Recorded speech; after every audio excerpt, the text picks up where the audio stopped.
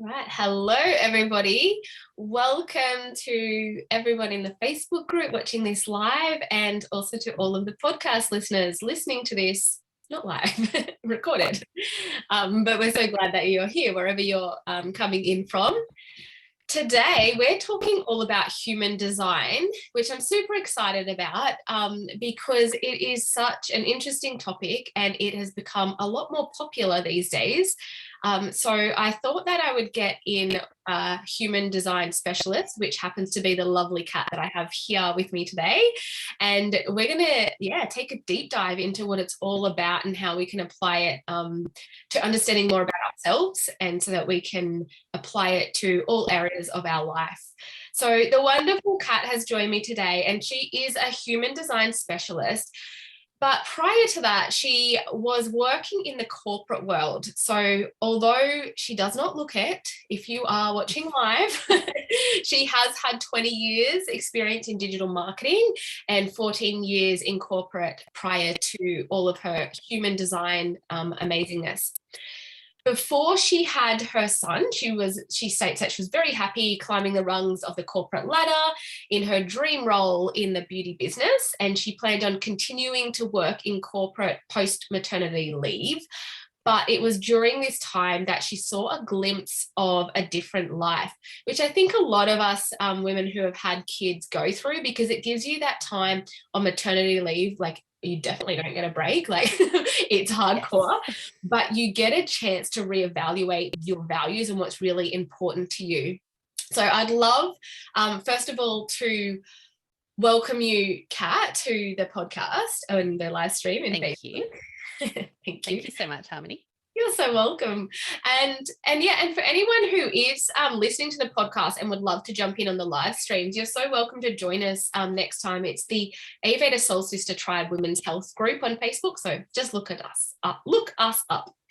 But first of all, I would love for you, Kat, just to answer our rapid inspiration questions. And the first one is, can you inspire us with what your superpower is? Well, I'm going to kind of talk to you in human design terms a little bit here, because human design was really what led me to truly understanding what my superpower is. And if you know anything about human design, or even if you don't, my incarnation cross is the right angle cross of explanation, which means that my role in this lifetime, in this world, is to help others by making their lives simpler. And I can do this in many ways, but the primary way that I do it is, through the way that I talk, teach, and coach. So my voice is very important in that process. And my particular skill or superpower is really distilling things to their core, making them simple, accessible, and applicable. Awesome. I think simplicity is a beautiful superpower to have, and we all need a lot more of it. So 100%. That's wonderful. And what's your favorite quote or mantra at the moment? It's a quote, and it's one that has been a favorite or a go-to for many, many years. And it is, the definition of insanity is doing the same thing over and over again and expecting a different result. Now, yes.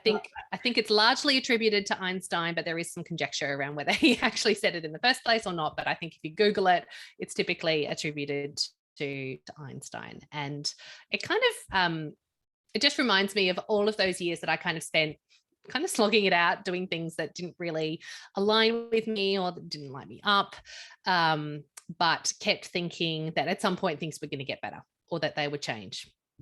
Yeah, and they didn't until I made a big change. That's it. And nothing changes until it changes, right? So exactly, 100%. And who or what is inspiring you at the moment? I would have to say that it is the prospect and the opportunity of traveling again. I live in Perth, Western Australia, so a very locked down city. And I think seeing everybody kind of jumping on planes and traveling, particularly as it's, the European summer. I have a lot of clients in Europe, and the opportunity to get out and explore my family again is really inspiring me now. I so agree with that. I cannot wait to go overseas again. It's been so long, especially for people like we used to travel overseas like a couple of times a year. So yeah, definitely miss that experience. That's for sure. Yes, definitely. So I gave you like a bit of an intro, but I didn't really introduce how you got exposed to human design. So would you love to tell us a little bit about your story and how you moved from corporate into human design? Absolutely. So I discovered human design in 2019 on a podcast, as you do. And I was like, oh, that sounds really interesting. I didn't really do too much digging around at that point in time, but I was kind of, my interest was definitely kind of peaked and my curiosity was kind of definitely switched on. And then a little later in that year, probably around November, a couple of months later, people in my circle, especially on kind of Instagram, started talking about human design. And that's when I started to kind of follow people in the space, learn a bit more about it. People started having readings. And, when someone I knew had a reading and I kind of really trusted their opinion of, how mind blown they were, I was like, okay, cool. This is my opportunity. I'm going to get a reading as well. So then I purchased a reading from someone, and again, had that same kind of mind blown experience of how does this lady know me so well?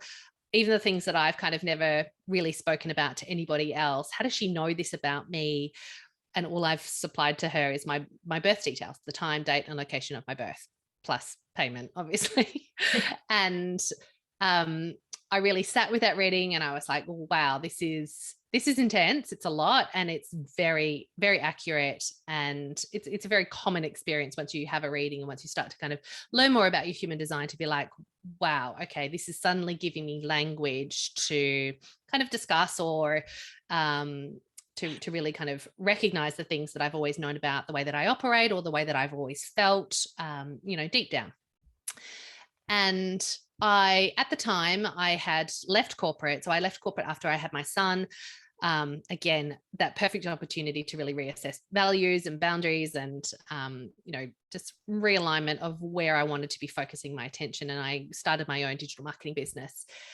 So at the time, the reading that I had was still extremely applicable to the work that I was doing and the role that I had and the business that I had around digital marketing.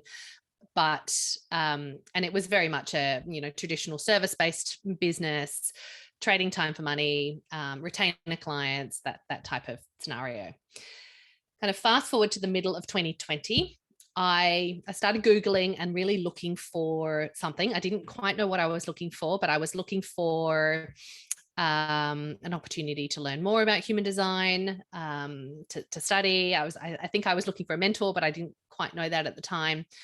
I ended up finding my mentor and the person that I ended up studying with, but initially wasn't quite prepared to jump into a full certification. I was just like, I want to dip my toe in the water. But what kept drawing me back and what kind of I kept coming back to was this, my mentor's certification program. And I was like, okay, that's a big step. Like that's, it was a significant investment. It was at least 6 months of study. And I was like, okay, this feels like it's the right decision, but I can't explain it, but I just know that I need to do this.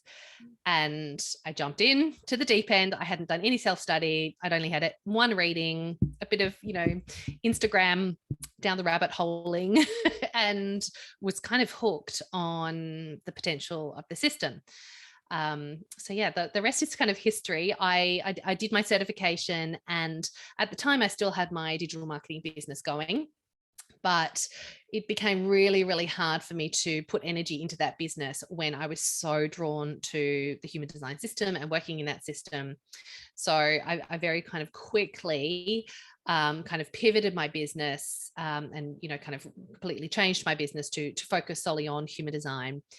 And now what I do is I kind of work in the space of human design for business and work with a lot of business owners to help them understand their human design, but also apply it to their business and create an aligned life inside and outside of their business. Amazing. It's so powerful when you're really drawn to some type Yes. of science or methodology, or just there's just something about it. I run an Ayurveda coaching certification course, and a lot of my students are like, it's not the right timing, I'm not ready, but I don't know why. I'm just like kept being drawn to it, and they dive in, they're like, oh my God, I love this. This is like, it's, yeah, but at the start they were like, I don't know why I'm doing this. I have no time and all of this, and they make the time and end up loving it, but it's just that power of that calling, you know. And it's sometimes you can't see it at the time, you know, you're being drawn to it, you don't know why though. And then you find yourself swept up in it, exactly where you're meant to be. I love that. And it's the only thing that I've ever studied that I've actually wanted to study, like makes a difference. That was very, it was, you know, how can I clear my schedule? How can I make space for this? Like, it very much was, it was not a chore, and it still is not, which makes me, you know, I know, so, you know, deep down it was, you know, I can look back on that decision, you know, 2 years ago now, and it was still 100% correct for me. Absolutely, because it's part of your dharma, right? It's this dharmic calling that there's just an essence to it you can't explain, and it's just, you just have to follow that. So for those people that are listening who are very new to the concept of human design, and I must say even myself, I have had I don't know if it was a full reading, but I know that I've had a partial reading maybe done to, I'm a manifesting generator, but I don't know a whole lot about human design, and I'm really interested to learn more, because like in Ayurveda we talk about the 3 mind body types and energies of the doshas, and that really can really explain a lot of your mannerisms and how you behave in certain situations, and the trajectory of like your life and career, and what that would look like as like more of a varsity to a complex. So I'm really interested to learn more about how the human design model sees you as a being. But what is human design exactly? Well, human design, it's a system that kind of, it lives at that intersection between spirituality and science, and it is a combination of various modalities. So it's very much a synthesis, and it takes you know, it kind of takes in elements of, you know, ancient Eastern observational systems like astrology, Chinese I Ching, the Kabbalah tree of life, and the chakra system, and it combines it with more Western scientific principles like neuroscience, quantum physics, and biomechanics, so and biochemistry. So it's really the mechanics of your energetics, essentially. So when you get your unique human design blueprint, you get a map of your energy, what's consistent for you, what your strengths are, what your talents are, and it really kind of pulls together all of those systems. Now, this system was really born in the late 80s.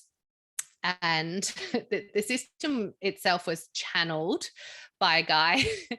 He was in Ibiza at the time. It was the late 80s. So you can kind of imagine that it was quite an intense experience that happened over the course of, I think it was 7 days, you know, around a week, that he kind of channeled all this information. But remember, he's channeling this information from ancient systems and then kind of magically kind of fitting it all together, which is the mind-blowing part. So there are elements that, you know, so the gates, there are 64 gates within the human design system. These relate back to the Chinese I Ching.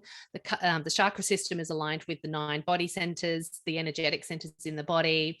The Kabbalah tree of life is where the information around the channels really resides, and that the channels are you know, the sort of energy essentially that run between the channels, between the energy centers. So the ability to kind of, and when you start to learn the system, you're like, this all fits so perfectly together. And it was channeled in such a, I guess, a pretty out there, random way, but it just makes sense. And the more you kind of do the deep dive and you have readings, there'll be so much that kind of resonates for you that you like.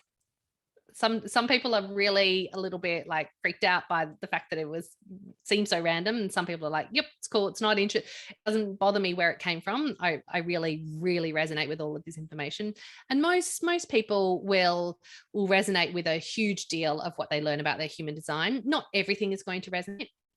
And the system will also kind of really show you who you're designed to be, at that point of birth when you are your most kind of authentic and untainted self, without any conditioning, without any shadows, without any of the pressures that we all experience through society, from our families, that type of conditioning kind of shows us who we were born to be. And, if you are struggling, or if you're having challenges with things, it can help you kind of get back to a place where you can live your life in alignment, and show you where those gaps are, show you where you need to kind of make a shift and to be more in alignment with the energy that you were born with. Amazing. I mean, it's always a great thing to learn more about yourself and understand yourself on all different levels. So anything like this can bring light to a lot of things, and definitely help align yourself with your higher purpose or your career or whatever that needs to be or look like to you. So how exactly is your human design archetype worked out? Like, I know there's questions and some quiz thing, and it generates like a body graph. Yes. Okay. So it's called the body graph. The map that you get of your energy is called a body graph. And where human design really differs from other profiling systems like Enneagram, Myers-Briggs, disc profiling, that type of profiling, that's all based on multiple choice questions. And there's always an element of your mind, even if you're trying to be completely impartial, that is trying to put forward the best version of you. Quite often you do those personality profiling tests under performance conditions. So you might be doing it to get a job. You might be doing it as part of, team building and things like that. So it's very much, those systems are very heavily used in the corporate space, obviously. And many people have had that exposure. And even as if you do try to be as impartial as possible, it's somewhat impossible for you to be completely neutral. Human design takes that time, date, and location of your birth. That's the only information that you need to put in to generate this map of your energy. And the time of your birth is very important. So that can be a bit of a sticking point for some people who don't know their time. Their parents may have passed. They don't have people to ask. So sometimes we have situations where you either need to kind of get someone to kind of run a few different charts to see what really resonates, and you need to kind of work with someone who understands the system so that they can relay in kind of layman's terms, do you feel more like this or more like this? And knowing a bit about your energy type will help with figuring out what you are. But typically we can get it fairly accurate. So time, date, and location is all that you need to enter into chart software to generate your human design chart. And the energy type that you have, so there's 5 different energy types. It's a very broad classification of your energy and your aura. It's a little like a blood type. It is quite broad. So you can have the same energy type. We are both manifesting generators, but there are so many other things that make us entirely unique and different from each other. But it's the combination of those 9 centers that I mentioned before that are derived from that chakra system, the combination of the centers that you have defined, which makes you, and the connection between the centers, which makes you a particular energy type. So the most common energy type is going to be a generator, which is 37% of the population. And that is someone who has a defined sacral center as being, the hallmark of a generator.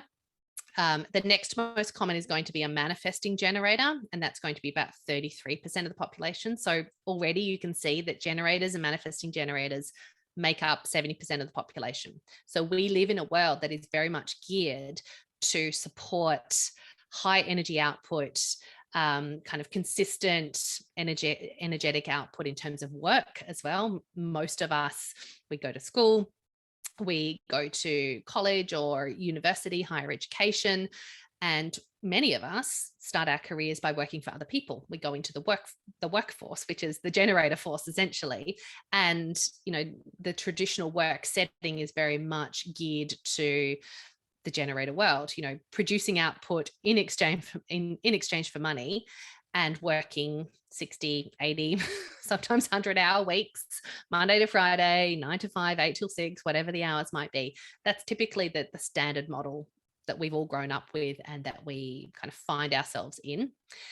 But for people who have that defined sacral, the generator or the manifesting generator, if they're doing work that they love to do, they create and they generate more energy, more life force energy. And that is something that powers them. It powers the people around them because energy can be transferred.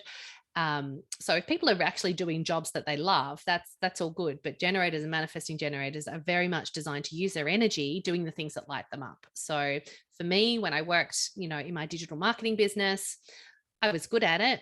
I got a lot of kind of praise and recognition for doing a good job for clients. But when I really stopped and tried to kind of assess why I didn't feel happy or fulfilled, it wasn't a true sense of my being in my purpose work and doing the things that truly lit me up, and the things that if I wasn't even getting paid, I'd still sit here and talk about it and teach people and share the information that I have, because I believe so wholeheartedly in the power of it, and it energizes me, this work that I do now. Whereas before, I got really drained by the work that I did. I could still get up and I could function and I could serve my clients and I could go through the motions in my business, but I'd had almost this kind of functional burnout. Like I just was not lit up by my previous business. But human design really kind of showed me, kind of ironic that my business is now human design, but it was that tipping point for me. It was like, this is not actually anything that I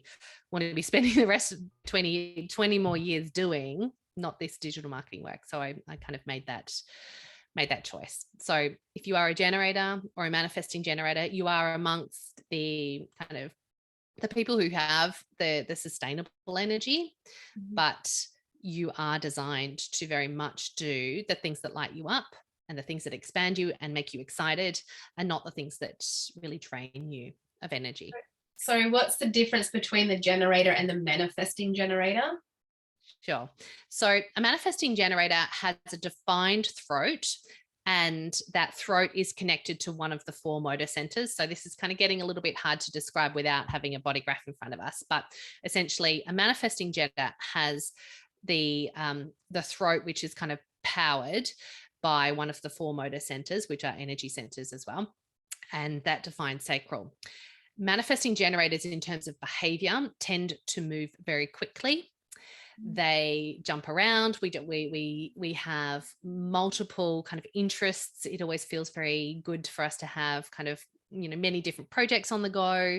We're kind of really good at multitasking and kind of redefining what's kind of humanly possible. So people who don't believe that multitasking is a thing are definitely not manifesting generators, because typically we will have a lot on the go and the energy to do those things if those things are correctly aligned for us and we're really lit up by them.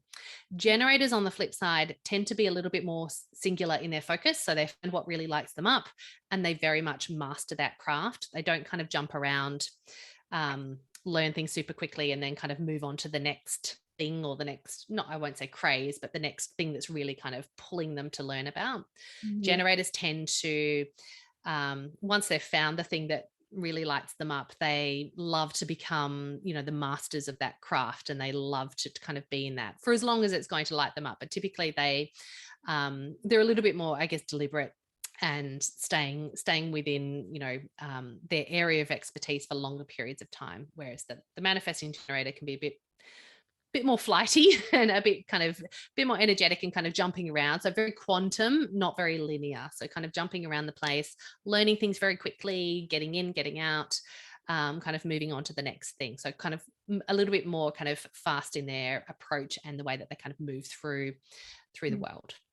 Sounds like from like the Ayurvedic perspective, the generators has more of that pitta energy and the manifesting generator has more of that vata energy. So you can definitely see the difference there. Yeah. And so absolutely. there's a few other archetypes, isn't there? Human. Yes. So there's 3 others. Oh, five. So there's 5 in so there's 5 in total. And we've covered 70% of the population with generators and manifesting generators.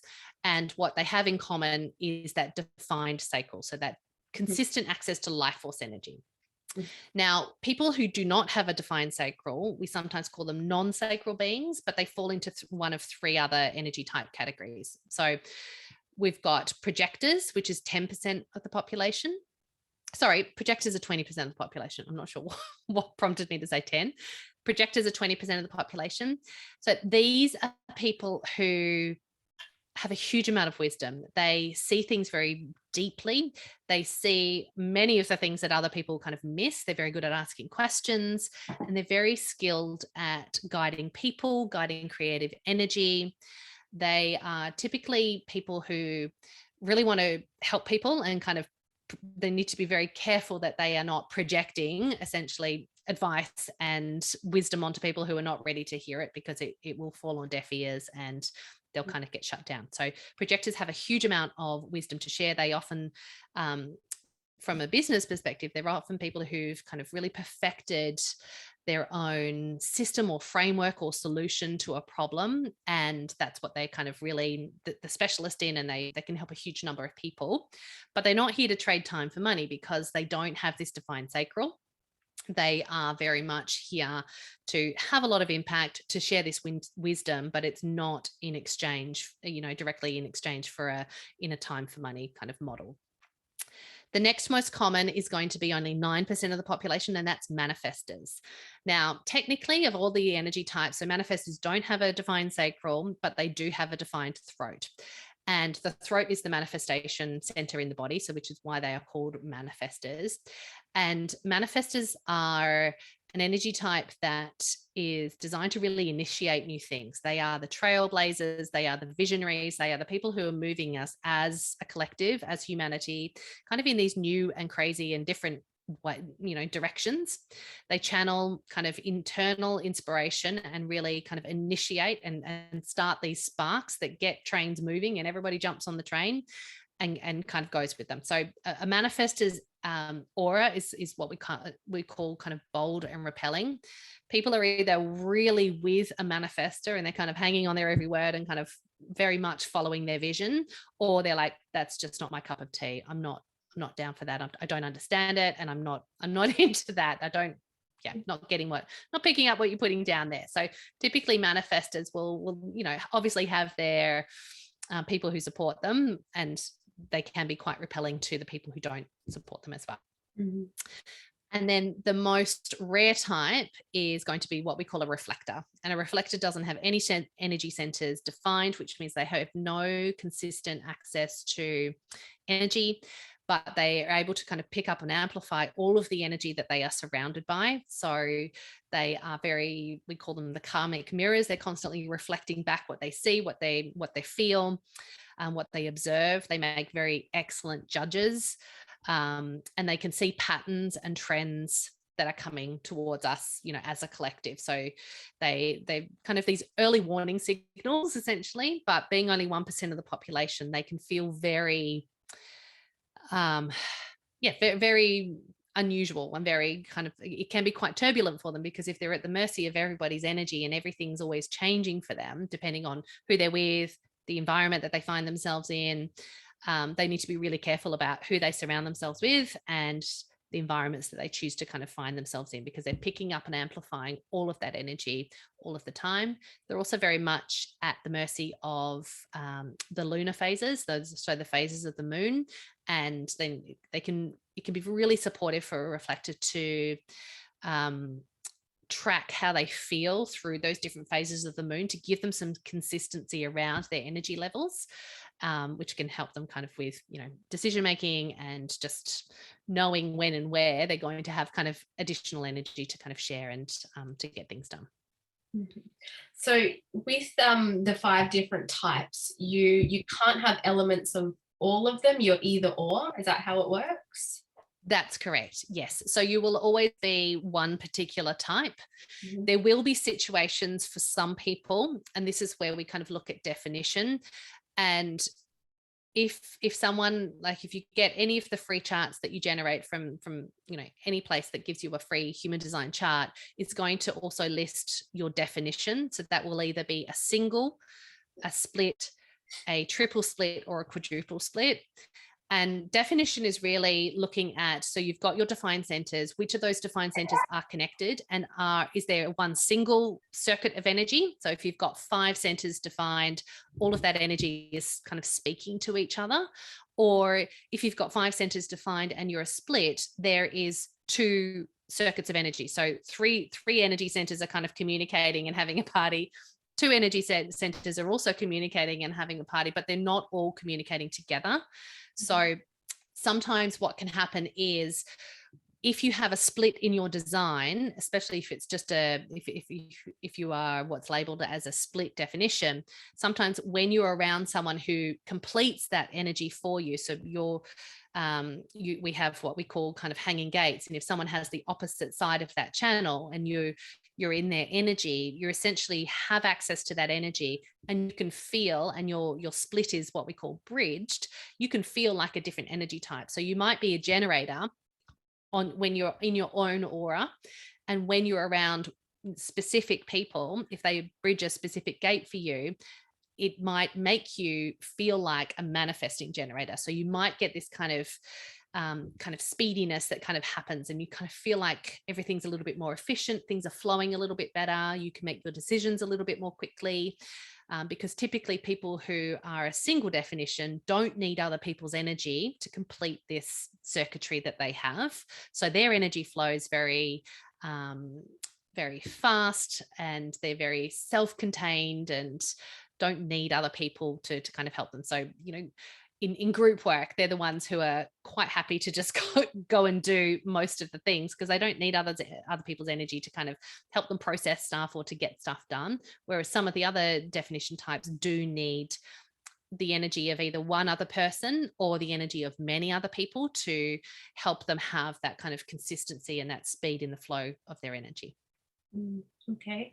And so what would be the main reason for getting a chart done? Is it just to learn more about how you operate, or are people getting it done to excel in certain areas of their life? Like, what's the main reason you see people having a chart? It's definitely for that deeper understanding of who you are. And I think many of us at different points in our lives will sometimes go, why am I here? What is my purpose? What am I good at? Obviously, some things we know that we're good at, but why do I behave like this? Why have I always had challenges around direction and purpose? Or why do I always avoid confrontation? Why do I feel like I'm quite emotional? Those kind of questions that might pop up from time to time. So it's definitely that deeper understanding of who you are at a soul level, essentially. And also that ability to really recognize shadows, conditioning, and work with that and do the work around that to essentially live a life that feels like it flows, it's in alignment. And I guess alignment is the holy grail, but understanding your human design and working with it is an experiment, because you're the only one who will ever really know how it feels for you, how the energy feels for you. And a lot of us have kind of shut off parts of, listening to our body, or just parts of our, what we might have deemed our personality, because we don't think that it's something that we can show other people. So really giving you permission to be who you were born to be, essentially. Beautiful. That's what I find when people really start to understand how they can see like the Ayurvedic doshas within themselves as well. Yes. They dissociate any of those things that, quote unquote, don't feel right about them, or they're embarrassed about them, because it's, instead of like feeling like, you might be, or you have a hot temper or something and can snap easily, that that's just like the fire element, the pitta dosha sort of like coming into play. It's not who you are. You are not that reaction. So I think it allows people to understand themselves on a deeper level, but also to not take every characteristic about themselves so personally and trying to change who they are. So I do love these type of sciences that bring that information to people. So thank you so much for explaining all of that. It's really, really fascinating and interesting how it all works and how elaborate it all is. Ayurveda really works with the chakra system as well, and even the meridians and different energy systems. So it's amazing to see it all come to light.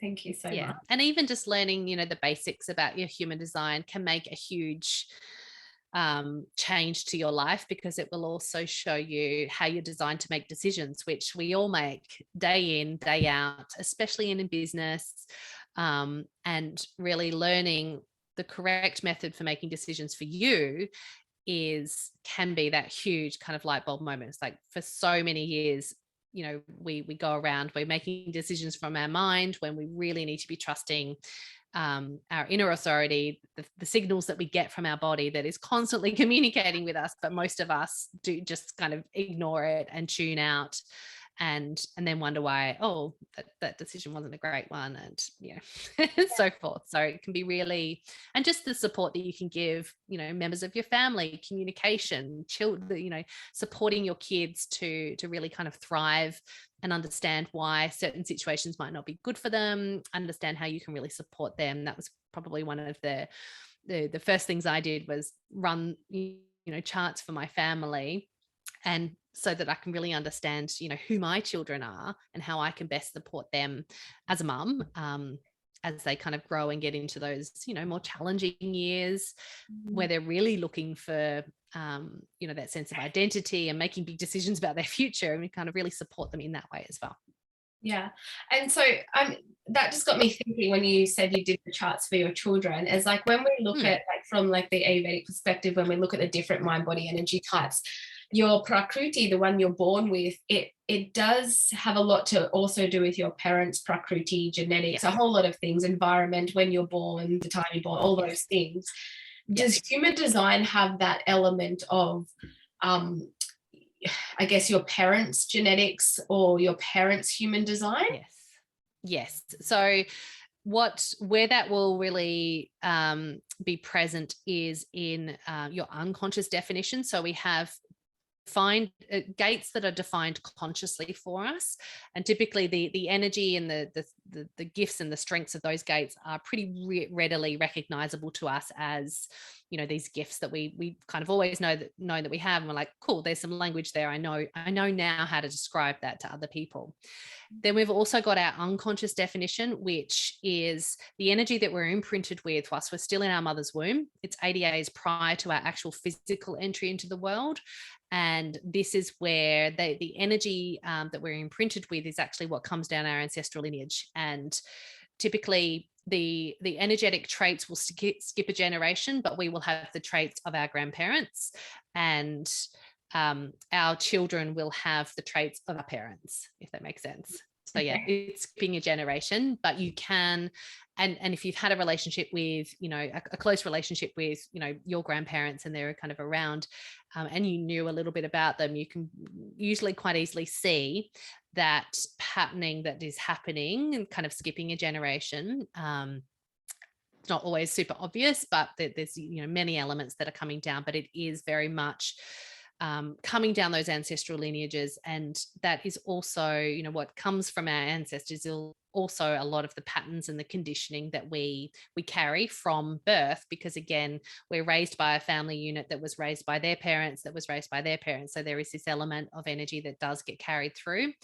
And for many of us, it's an opportunity, understanding your human design might be an opportunity to start to kind of really recognize those patterns, but also kind of reprogram and change the narrative for you and your children kind of moving forward, and how you will kind of parent them in a different way to the way that your parents were parented to. Amazing. Love it all. Thank you so much. So for anyone who is listening, who's like super intrigued now, they're like, what is my human design? How can they get readings from you? How can they work with you, and where can they get the reading? Yeah, absolutely. So there's you can generate a free chart on my website.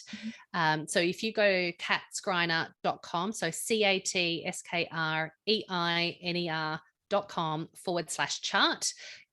The links are on my website anyway, so if we put those in the show notes for the podcast, people will be able to get that too.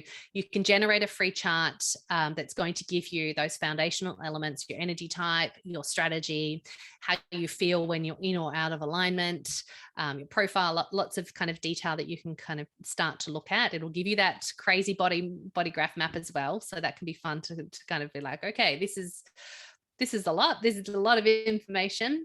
And then from there, you can book a reading or a one-on-one session, lots of different ways to kind of take the learning from there. But I always recommend starting with a free chart, just start to kind of understand, energy type and your authority. So how you're designed to make decisions, and then you can take it from there.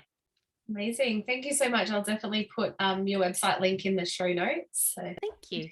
Right, yes. Amazing. I'll have to go redo my chart actually, because all I know is manifesting generator, and that's about Yes. what I know. Yes. So yeah, I'll definitely have to look more into that. It's so interesting. Well, thank you so much for coming on. Really appreciate your time, and thank you to everyone for tuning in and listening to our conversation. Thank you so much for having me. It's been such a pleasure. You're welcome.